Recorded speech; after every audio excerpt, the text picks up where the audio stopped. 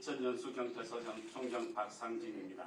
먼저 7월 20일 21시 30분경 연수구 송도동 소재 아파트에서 발생한 안타까운 사고로 운명을 달리하신 고인께 명복을 빕니다.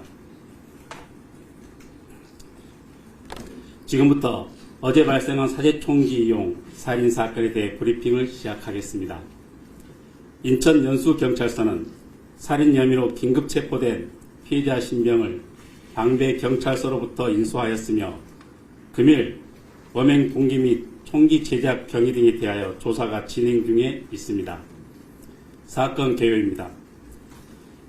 피해자와 피해자는 부자지간으로 25년 7월 20일 21시 30분경 피해자의 생일을 맞아 피해자 집에서 생일 파티를 하던 중 피해자가 잠시 나갔다가 오겠다고 나간 후 자신의 차량에 보관 중인 사제총기를 들고 돌아와 피해자의 복부를 향해 이에 격발하여 살해하였고, 피해자는 범행 전에 자신의 주거지인 서울시 도봉구 소재 주상복합 아파트에 인화성 물질을 제작하여 설치한 상태였으나 피해자 검거 후 서울청 경찰특공대에서 신나 등 위험 물질에 대하여 완전히 제거 조치하였습니다. 다음은 검거 경위입니다.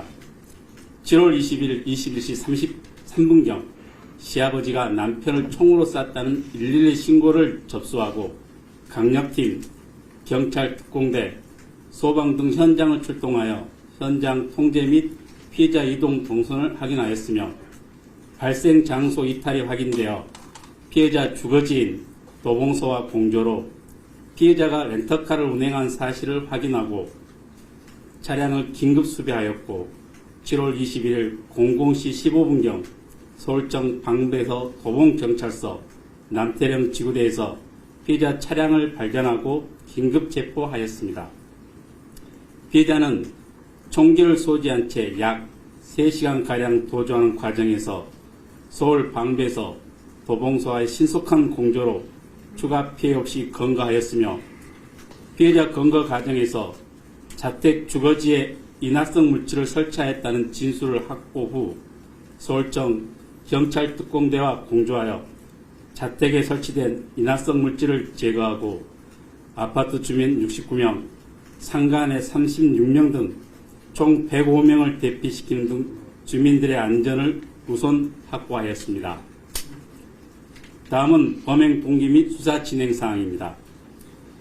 금일 진행된 피해자 조사에서 범행 동기는 가족 간의 불화에 의한 것으로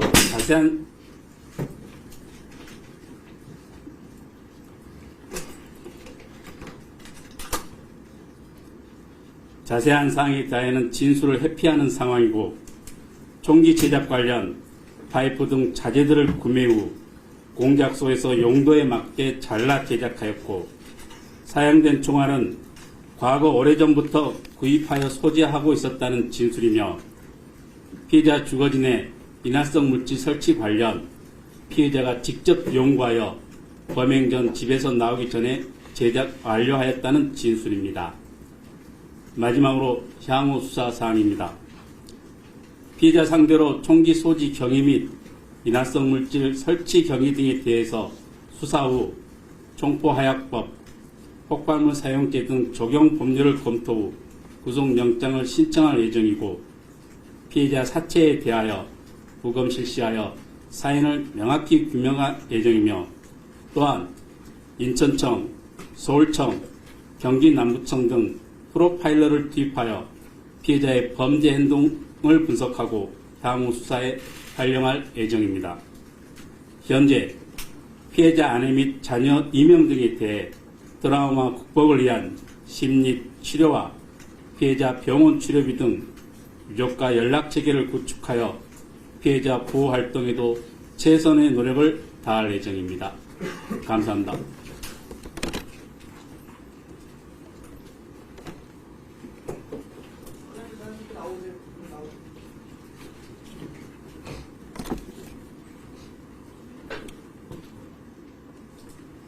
안녕하십니까. 연수경찰서 형사과장입니다. 지금부터 추가 질의응답 시간을 갖도록 하겠습니다. 답변드릴 내용은 피의자 진술에 따른 것으로 보강 수사를 통해서 객관적으로 추가 확인할 예정임을 우선 알려드립니다. 질문 받겠습니다.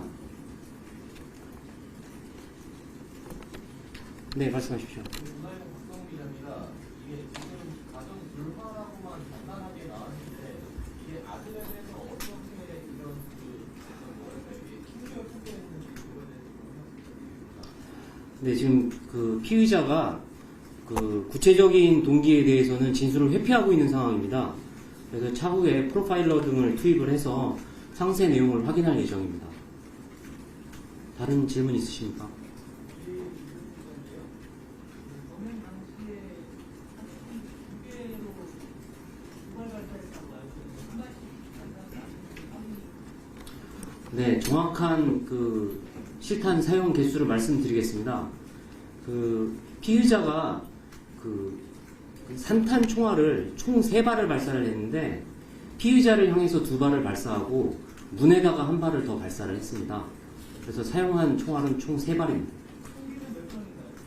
총기라고 말씀드리기가 굉장히 어려운 게 이게 그 굉장히 조악하게 만들어져 있는 사제 총기다 보니까 총신 한 열에, 그러니까 쇠파이프로 이루어진 총신 한 열에 총알이 1발이 들어갑니다.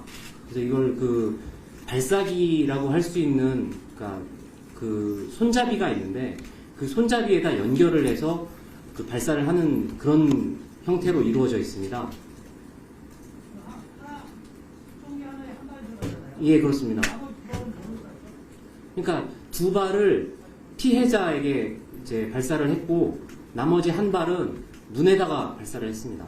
새 파이프가 3개라는 거죠? 그렇죠. 사용한 쇠파이프는 3개입니다. 새 파이프 3개, 손잡이 하나인가요? 예, 그렇습니다. 네. 사진총기를 어떻게 제작 방법을 알게 돼서 제작을 했는지와 사진총기의 또 원리는 사제총기의 작동 원리나 제작 방법은 지금 현재 수사 중에 있고 그 피의자가 적극적으로 진술을 해주지 않고 있는 상황이고요. 앞으로 계속 수사를 통해서 밝혀내도록 하겠습니다.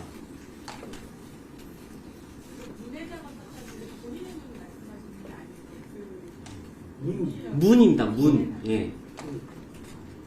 네. 네.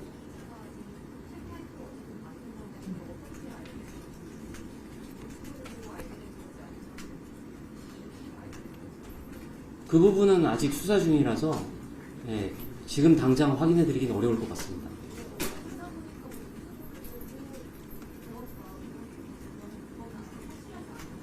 예, 그 기사는 제가 확인해드린 기사가 아닙니다. 네, 말씀해 주십시오. 총을 적발한 장소가 가족들이 다 모여있는 곳, 그러니까 아이들 두 명이 볼 수 있는 장소에 적발을 한 거거든요. 맞아요. 두 번째로는 사제총기가 화약에 의해서 발생되는 건지 아니면 장력에 의해서 발생되는 건지. 네, 그 격발을 한 장소는 그 아파트 실내에서 이루어졌기 때문에 가족들이 모두 볼 수 있는 상황이었고요. 그 다음에 그 총알 같은 경우에는 일반적인 그 산탄 총알이기 때문에 뒷부분에 그 공이가 닿는 부분을 가격을 하면 그 안에 있는 장약이 폭발하면서 내부에 있는 쇠구슬이 발사가 되는 그런 시스템입니다. 네, 말씀해 주시죠. 피의자는 진술을 범행 동기에서 거부한다고 하지만 그 현장에 있었던 원인이나 누군가를 좀 추적되는 어떤 그 범행 동기나 이거에 대해서 수사를 지금 목격자 진술도 확보를 했는데 특별히 동기라고 할 만한 부분이 현장에서 뭐 예를 들어서 피의자가 뭐 그런 말을 했다거나 뭐 소리를 질렀다거나 이런 부분이 없기 때문에 확인이 되지 않고 있습니다. 그럼 어떤 상황에서 밖으로 나갔다가 나오는지요? 네.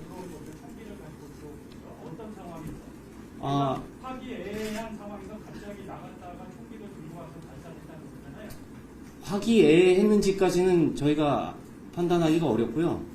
어쨌든 가족들끼리 모여서 이야기를 하고 있던 와중에 나갔다 들어오면서 총기를 가지고 들어온 것입니다. 네. 사회에서 총기 열정이 발견된다고 하는데 사회는 왜 총기 많이 네. 두 번째는 이 사람이 집에다가 범행하기 전에 집에다 신나 크게 폭탄을 설치했는데 네. 설치한 이유는 뭐예요? 아, 일단 그 차 안에서 발견된 그 총기라고 하시면은 조금 약간 이제 좀 뭐라고 표현하기가 좀 어려운데 이 총기가 뭐 열정 이렇게 있었던 것이 아니라 그 총열에 해당되는 그 쇠파이프가 11점이 차 안에 있었고요. 그리고 그 피의자가 현장에다가 사용한 총열은 2점을 버리고 갔습니다.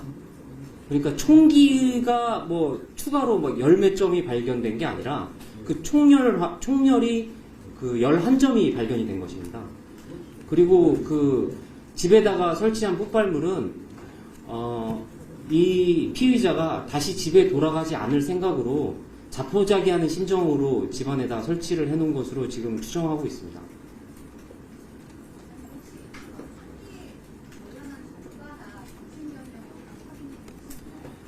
네, 일단 그 총기 관련 전과는 없고요. 그 다음에 정신병력도 역시 없는 것으로 확인이 됐습니다.